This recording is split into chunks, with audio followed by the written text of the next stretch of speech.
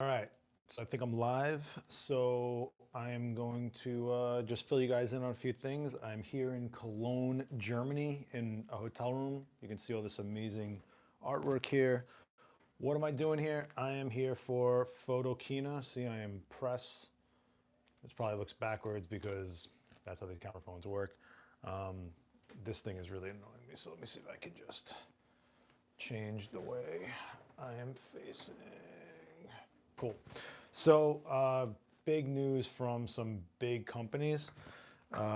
First of all, uh, we went with what the way press day works is they give every vendor a chance in a bunch of different rooms. The press goes in there before Photokina starts, which is the biggest trade show in the game. So, um, Sony was up first, and they basically said, one, we're not changing the lens mount. We don't care how big other people are going with the lens mounts or what their philosophy is behind it. Two, hold on, sorry guys. Two,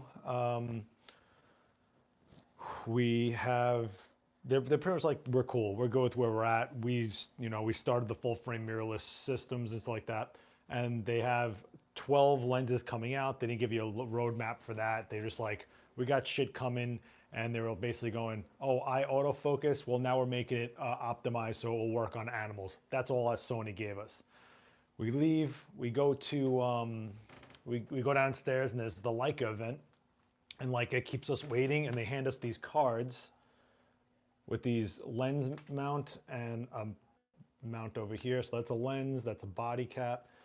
And then this was on the back. I know this is all backwards or whatever. So they say, so it's an L mount. We're like, what is this thing?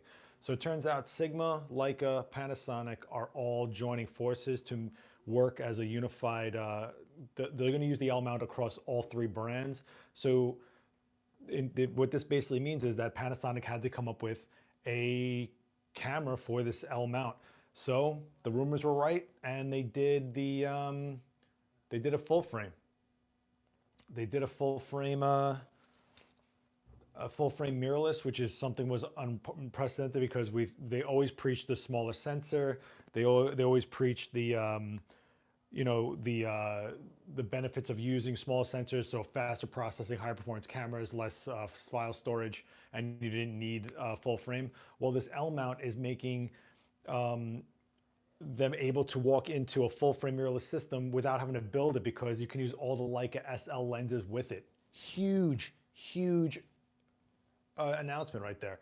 That means that if you are into Panasonic and you were worried about starting a system over, you pretty much are, because it's not going to run. You'd have to go from their current line and start anew with the L mount system, but it can mount APS-C sensors, APS-C sized lenses to the Leica body. But the real thing is that you're using Panasonic full frame, 46 megapixels. They're calling it the S series. So you have a 46 megapixel, you have a 24 megapixel. The 46 megapixel is the S1R. The 24 is the S1. I'm jumbled up, I'm sorry. So you have dual card slots, XD and SD memory in the same body, so no one can cry about card slots.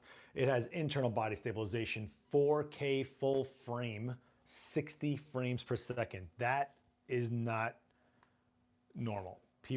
We have not had this yet. They did not specify, I don't think, if it was internal or whatever, if it was outboard. So you'd have to look into that. Sorry, I'm looking at something. So if you're looking into the system for video, it will have 4K full frame capability. We don't know how many bits, 8-bit, 10-bit, we don't know. We do know that it is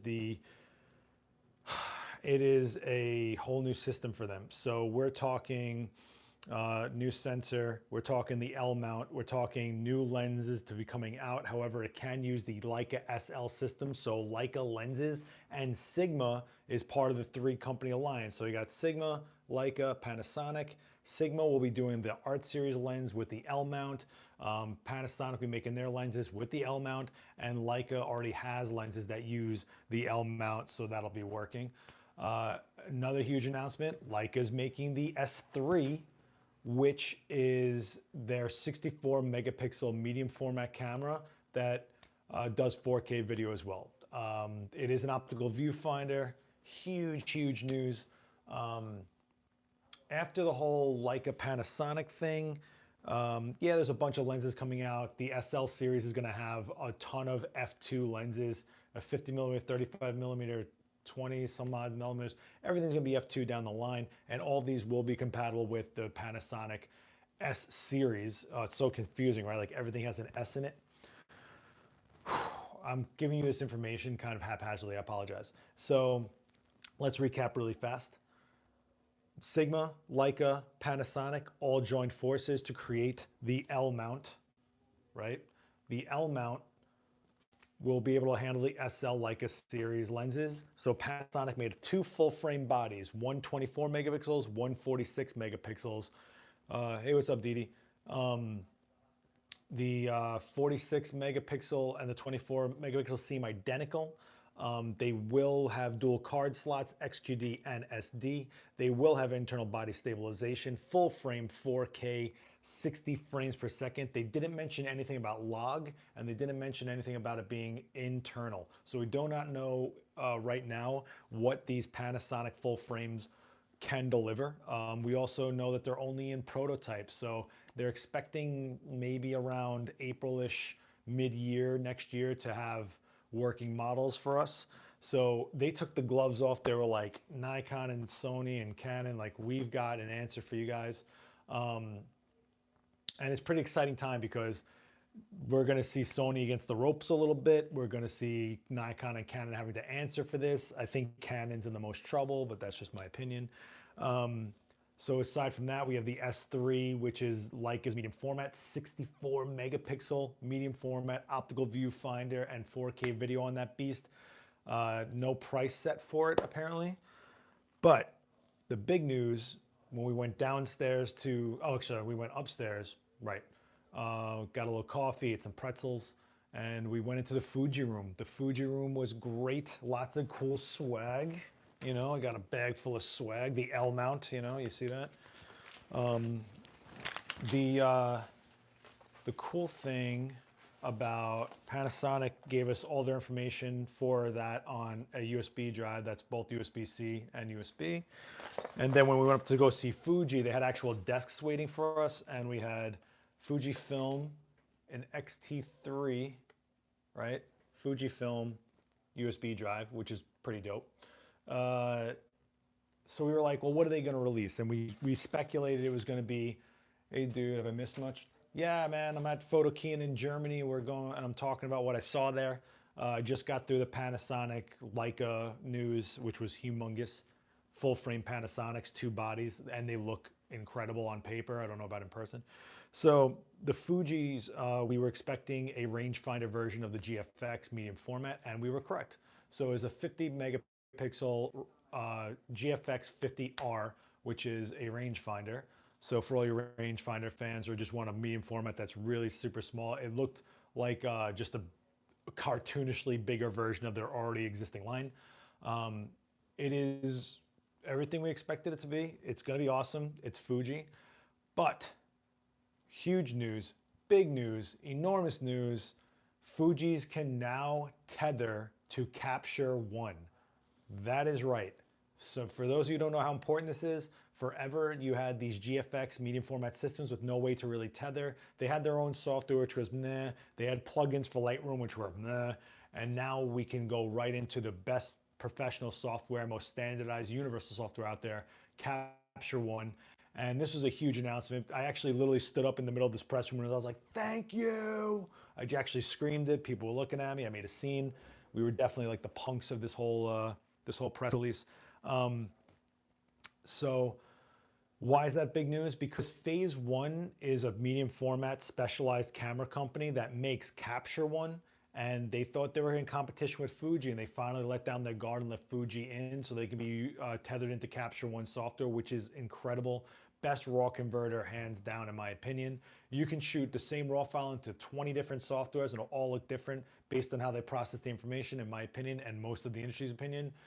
Capture One does the best job of that. So On Fuji, there is a free version, and then of course there's pro versions that are about like I think 160 bucks.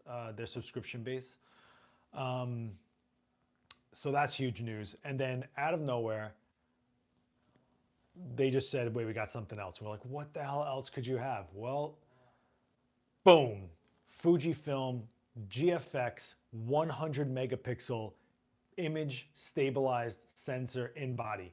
Holy fuck. Seriously, this is a 100 megapixel medium format sensor that you can handheld because it's such high resolution that they need to put internal body stabilization into it. Can you imagine that? They said not only is it maybe coming, it is definitely going to be here, and they're saying 2019 we're going to see this thing. This is not a myth. This isn't a rumor. This isn't a prototype. This isn't a vanity type thing they put out there just to see if it can happen. They are able to do it. And as far as their stance on doing full frame, they're like, nah, chill. We believe in APS-C for the performance of the camera, making them faster frame rates, no blackout, making them as fast as video. Or if you want to step up, forget the middle guy, which is full frame, and go into medium format, which they're calling super full frame. Oh, it was really fun. Huge news.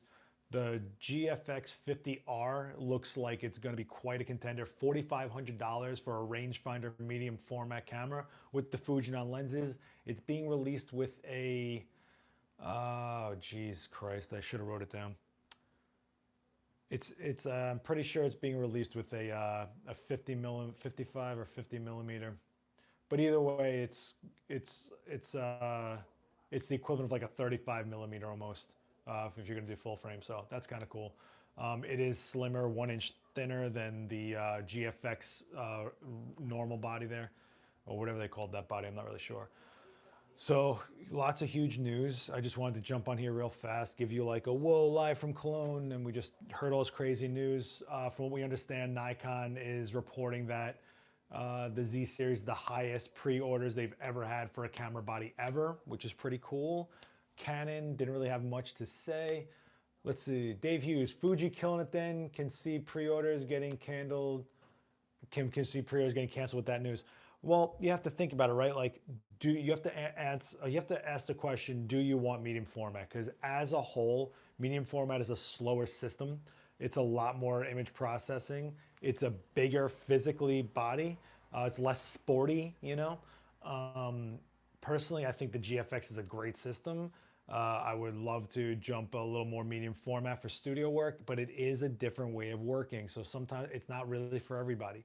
The Panasonics though, that's gonna put, hey Daniel, what's up?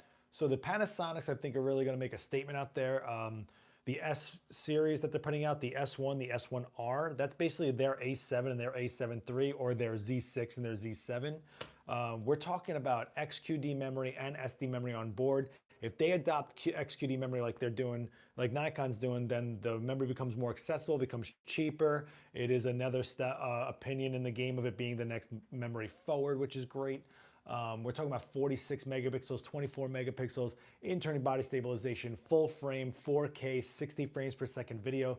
That's incredible. And to top it all off, it has this new L mount that can handle all the Leica SL lenses, which means if you get into this Panasonic system from the start, that means you're walking into a whole system. You're walking into the Leica lenses, and Leica color science inside those lenses are gorgeous.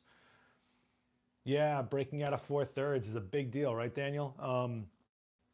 The Panasonic announcement was, it's interesting, right? Because forever Panasonic goes, no, smaller sensors are the way. They make the cameras faster, the performance of the cameras better. You know, you can handle the file information more manageable, things like that.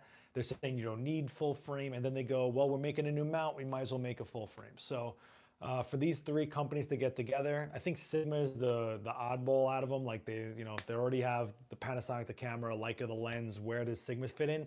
Well, Sigma says they're basically going to be the art series lens. They're going to make the weird lenses, the experimental lenses, or pushing the limits of the optical boundaries, they're saying. So I'm pretty excited to see what that roadmap's going to be developing into. There are no prices for the Panasonic series, which could be a make or break moment, right? Like if the S series, if the S1 is $2,000, like the A7 or the Nikon Z6, it's a contender. If it's also cheaper, that's right, Daniel.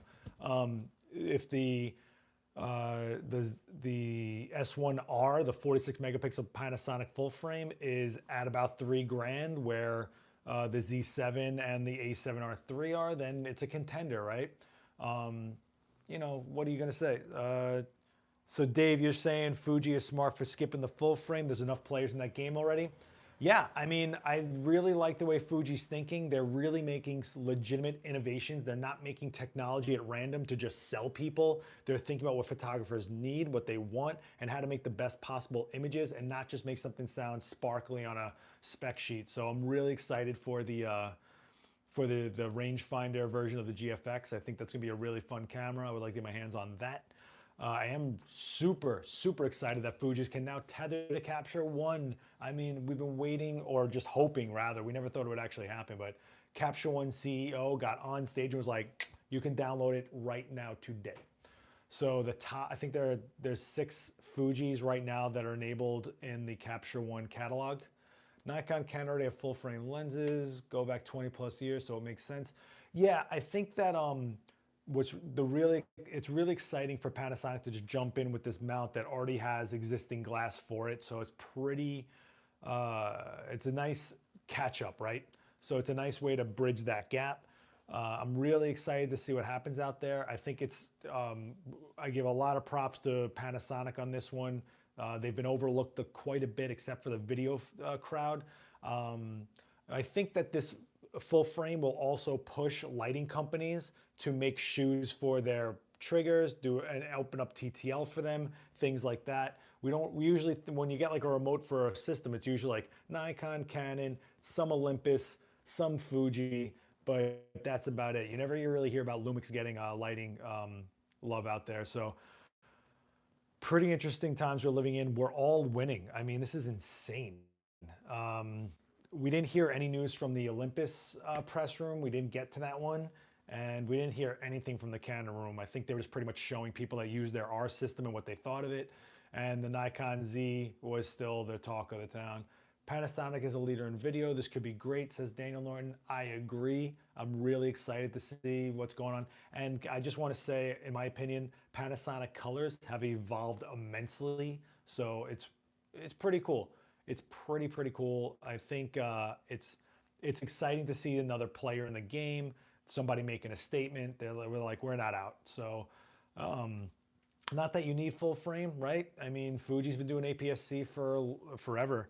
For Micro Four Thirds is a weird format for me personally. I think it's like the sizing of the aspect ratio is just a little, in my opinion.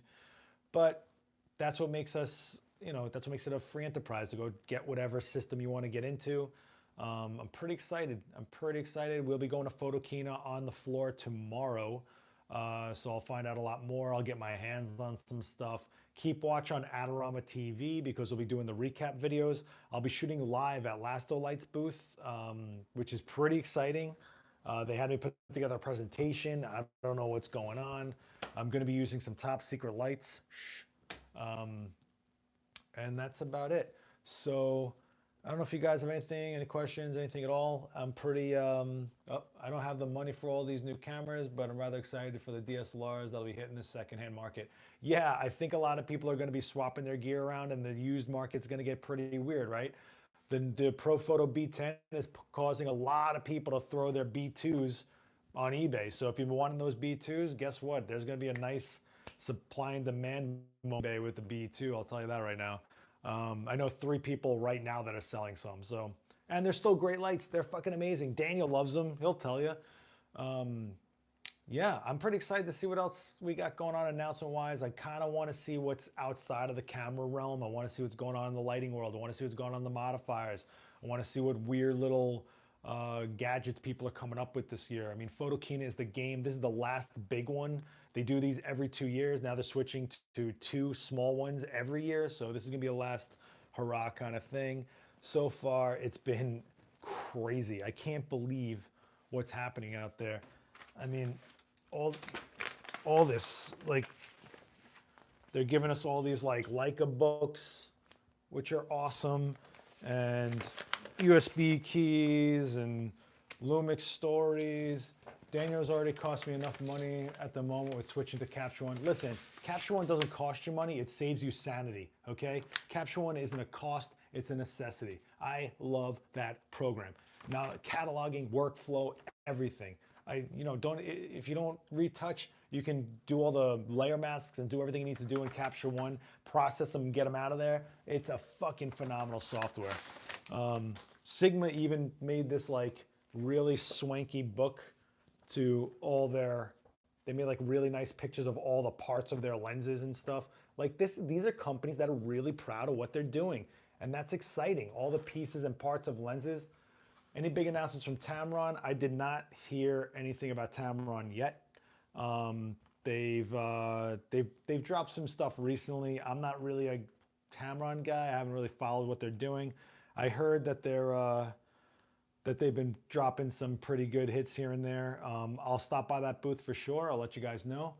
Very true, mate. It's great now. I tried to get back to version 9. Not as good as then.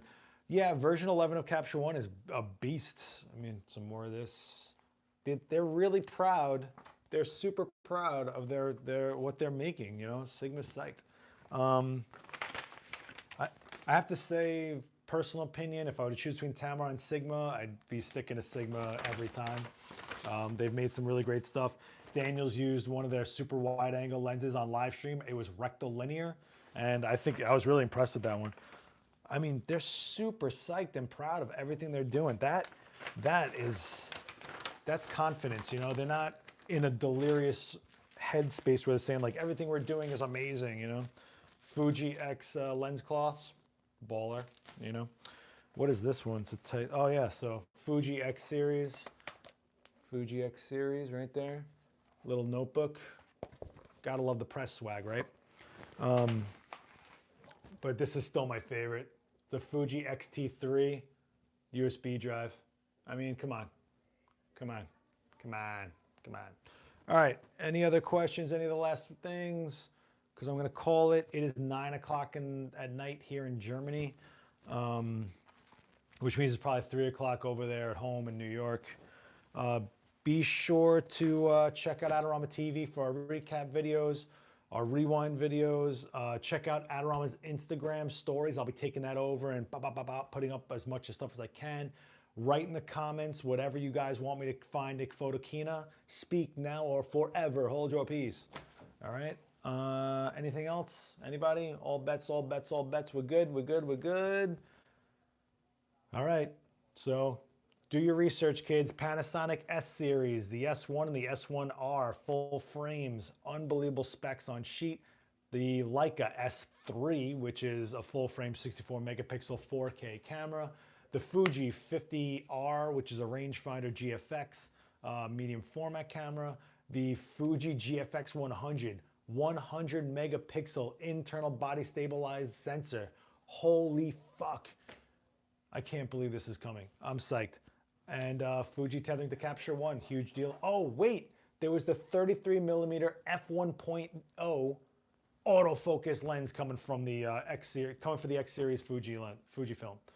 That means at 1.0, this thing can autofocus. We have seen 0.95 lenses and stuff like that, but nothing in this shallow depth of field or this wide of an aperture has been autofocused. So this is the first one of its kind.